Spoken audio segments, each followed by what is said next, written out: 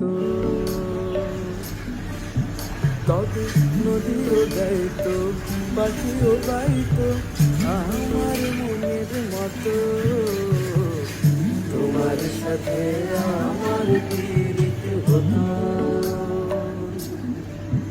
তবে তোমার সাথে আমার মতো কারা কারা টক প্রেমী আছো একটু জানিও তো। কিছু মানুষ তো টকের নাম শুনলে জাস্ট পালায়, কিন্তু আমার এত ভালো লাগে। বিয়ের আগে বাবাকে বললে বাবা এরকম এনে দিত, এই আমড়া মাখা, তারপরে পেয়ারা মাখা, কাঁচা আম মাখা। কাঁচা আম মাখাটা বাইরে পাওয়া যেত না, তো অসাধারণ লাগে। জাস্ট আমার বলতে বলতে জিভে জল চলে আসছে। তো এই পেয়ারাটা একটু বেশি পেকে গেছিল, তাই জন্য এভাবে মেখেছি। আমের আচার দিয়েছি, এটা অনেকদিন আগে কেনা। তো এই হাত দিয়ে মাখছি।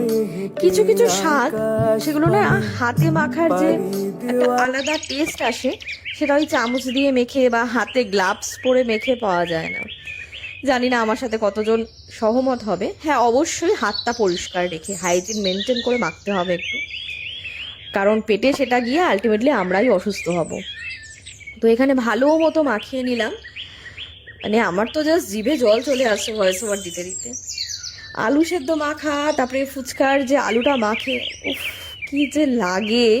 হাত দিয়ে মাখাটা দেখলেই তো অর্ধেক টেস্ট ওখানে চলে আসে আমার। তাহলে আজকে আসি, কেমন লাগলো সবাই জানাবে কিন্তু।